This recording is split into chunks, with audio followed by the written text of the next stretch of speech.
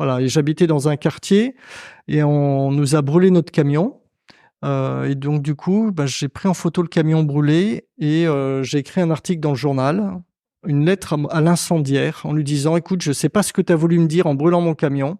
Viens à la maison, viens boire un café. Dis-moi quel était ton cri et si tu fais ça, moi je te paye un billet d'avion, je t'emmène à Sarajevo et je te montrerai à quoi il servait». Et le lendemain, j'avais une association de Chanteloup-les-Vignes, là où a été tourné le film La Haine, pour ceux qui connaissent, c'était à cette époque-là, et qui m'ont dit: «Bah, nous, on a plein de jeunes qui brûlent les voitures. Si vous voulez leur payer des cafés, dites-nous où vous habitez».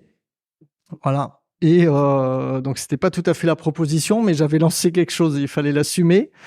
Et donc, j'ai commencé d'accueillir comme ça sur la structure 4 jeunes. Et puis du coup, à la fin, on a appelé la presse et il y a eu un article de presse avec ces jeunes en photo au moment où on chargeait le poids lourd pour partir.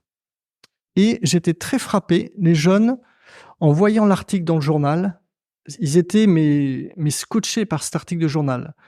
Et ils disaient: «Mais on est en photo avec notre nom».